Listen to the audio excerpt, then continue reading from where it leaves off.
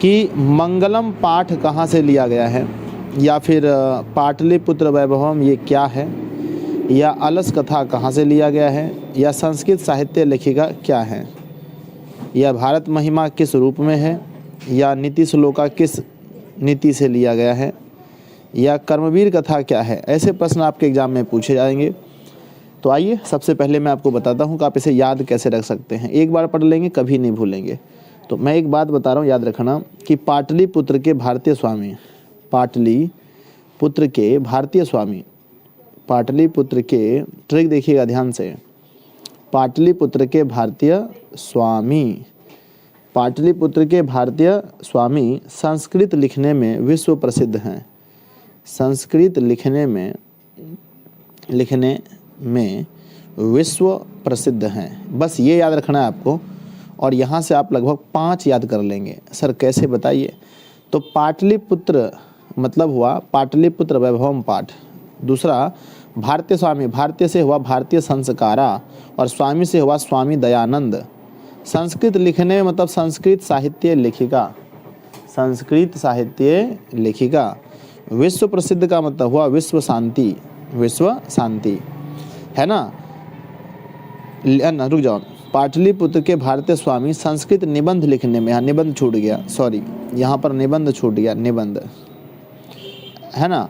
तो आपने देखा पाटलिपुत्र वैभवम और भारतीय संस्कारा 2, स्वामी विवेकानंद स्वामी दयानंद 3, संस्कृत साहित्य लेखिका 4, और विश्व शांति 5 जो है ना, ये पांचों निबंध हैं, ये पांचों निबंध हैं। तो मेरे साथ बोलिए 2 बार, पाटलिपुत्र के भारतीय स्वामी संस्कृत निबंध लिखने में विश्व प्रसिद्ध हैं। बोलिए, पाटलिपुत्र के भारतीय स्वामी संस्कृत निबंध लिखने में विश्व प्रसिद्ध हैं। पाटलिपुत्र के भारतीय स्वामी संस्कृत निबंध लिखने में विश्व प्रसिद्ध हैं। ये पांचों क्या हैं? निबंध हैं। आइए अब दिखाते हैं हम आपको कैसे।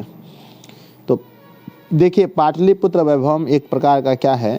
निबंध है, ठीक है ना। पाटलिपुत्र के भारतीय, भारतीय मतलब क्या है? भारतीय महिमा, ये भी क्या है? निबंध है। स्वामी मैंने बोला था, स्वामी दयानंद, ये भी एक क्या है? निबंध है ना। संस्कृत लिखने में मतलब संस्कृत साहित्य लेखिका, ये भी क्या है? निबंध है। विश्व प्रसिद्ध है, विश्व प्रसिद्ध है मतलब विश्व शांति पाठ, ये भी क्या है? निबंध है। तो आपने 5 को याद कर लिया, 14 में से 5 को याद कर लिया। अब बचे कितने बताइए? तो अब बच गए हैं मात्र 9। 9 में से आप देखिए, आप मैथ पढ़ लीजिए, संस्कृत पढ़ लीजिए, कोई भी चीज़ आपके जीवन में मंगल नहीं होगा, मंगलम नहीं होगा। नहीं बोलते हैं कि तुम्हारे जीवन में मंगल ही मंगल हो, मतलब अच्छी चीज़ें हो। लेकिन अगर आप उपनिषद पढ़ लेते हैं तो आपका जीवन मंगल में, है ना, मंगल ही मंगल होगा, यानी कोई बुरा चीज़ आपके जीवन में नहीं होगा।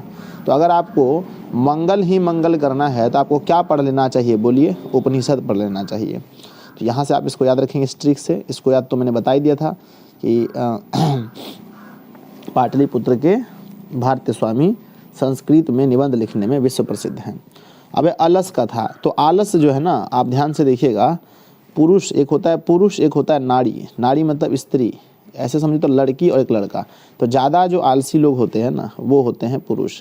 तो पूछा जाए अलस कथा कहाँ से लिया गया है, तो आंसर खोज के मारिएगा पुरुष परीक्षा से, क्योंकि पुरुष जो होते हैं वो काफ़ी आलसी होते हैं, ठीक है। अब यहाँ मत ये बोलिए सर इसके लेखक विद्यापति हैं, क्योंकि आलसी लोगों को विद्या नहीं होती, वो अलग टॉपिक है हमारा। अभी हम जिस टॉपिक पर हैं उसी पर रहिए आप। हंस रहे हैं आप लोग, मुझे पता है। संस्कृत साहित्य लेखिका, ये भी तो हम पढ़ा ही दिए हैं आपको कि यह एक निबंध है पहले ही। भारत महिमा, ध्यान दीजिए, भारत की जो महिमा है इसके कारण से ही यहाँ के लोग ज़्यादा गद्य नहीं लिखते हैं, ज़्यादा पद्य लिखते हैं, है ना, ज़्यादा पद्य लिखते हैं, ठीक है ना। तो एक होता है गद्य, एक दूसरा होता है पद्य। तो यहाँ के लोग जो हैं वो ज़्यादा पद्य लिखना पसंद करते हैं, इसलिए ये हमारा पद्यानी है। ये क्या है? पद्यानी है। खैर ये वाला क्वेश्चन एग्ज़ाम में बहुत कम पूछा गया है कि भारत महिमा पाठ क्या है। तो ऑप्शन में याद रखिएगा, भारत के लोग भारत माता की महिमा के कारण ही ज़्यादा पद्य लिखना पसंद करते हैं। बहुत ही आसान चीज़ है। अब भारतीय संस्कार तो हम पहले पढ़ा दिए हैं। अगला है नीति, नीति श्लोका, यानी नीति जब आए तो यहाँ भी नीति, यहाँ भी नीति, तो खोज के विदुर नीति मारिएगा। ऐसे विदुर का मतलब होता है, विदुर का मतलब होता है विद्वान लोग, विद्वान लोग। तो नीति कौन बनाते हैं आप मुझे ये बताइए। जो विदुर होते हैं, जो विद्वान होते हैं वही नीति बनाते हैं। तो आपसे पूछा जाएगा कि नीति श्लोका पाठ के लेखक कौन हैं, तो आप बोलिएगा नीति बराबर नीति, यानी विदुर नीति, विदुर नीति। अब अगला हमारा आता है 8 नंबर कि कर्मवीर कथा कैसी कथा है।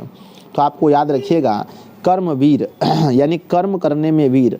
तो आजकल के हम प्राचीन काल की हम बात नहीं करते हैं, आधुनिक काल की हम बात करते हैं। किसकी बात करते हैं? आधुनिक काल की।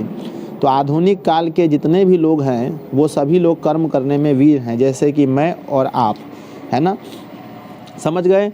और इनका जीवन लघु है, यानी बहुत छोटा छोटा जीवन है। हम लोग 70 से 80 वर्ष जिएंगे, इससे ज़्यादा नहीं जी सकते हैं। तो आप समझ सकते हैं, पूछा जाए कर्मवीर कथा क्या है तो बोलेंगे कर्मवीर यानी कर्म, है ना, कर्म करने में वीर आधुनिक लोग हैं। कौन सा लोग हैं? आधुनिक, यानी ये आधुनिक कथा है। फिर मैं आपसे पूछूंगा इस वीडियो के लास्ट में, स्वामी दयानंद तो हो ही गया था, एक निबंध है ना। अगला है हमारा कि मंदाकिनी। आप सबको पता है कि मंदाकिनी गंगा का नाम है। किसका नाम है? बोलो, गंगा का। तो मंदाकिनी एक नदी है जहाँ पर लोग बाल धोने जाते हैं। क्या धोने जाते हैं? बोलिए, बाल धोने जाते हैं, यानी अपना केस। आप लोग भी गए होंगे नहाने के लिए कई बार। तो मंदाकिनी वर्णम जो है इसके लेखक, हम मंदाकिनी नदी में बाल धोते हैं इसलिए इसके लेखक वाल्मीकि हो जाएगा, वाल्मीकि हो जाएगा। समझ गए ना। और वाल्मीकि रामायण से ये लिया गया है। अगला प्रश्न आता है व्याघ्र पथिक कथा कैसी कथा है।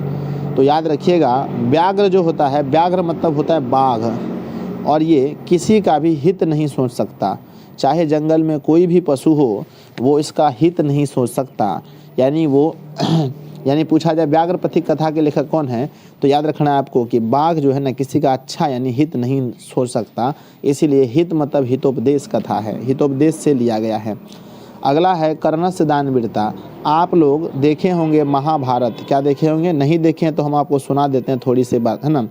तो महाभारत में कर्ण जो है वो, है ना, कर्ण जो है दुर्योधन के तरफ से लड़ता है, और वो लड़ता कम और ज़्यादा नाटक करता है। क्या करता है? नाटक। अगर वो चाहता तो सभी पांडवों को अकेले मारने की शक्ति रखता था, क्योंकि पांडवों का ही वो भी अपना ही था, अपना ही भाई था, ठीक है। तो कर्ण क्या करता था बताइए मुझे? नाटक करता था, क्योंकि मेरे पास उतना शक्ति नहीं है, हम पांडवों को नहीं मार सकते हैं। जबकि क्योंकि उसे पता चल गया था कि कर्ण की भी मम्मी कुंती ही थी, और अर्जुन, भीम, नकुल, सहदेव, युधिष्ठिर, इन सब का भी मम्मी कुंती ही थी। इसीलिए कर्ण वहाँ नाटक कर रहा था, मार नहीं कर रहा था।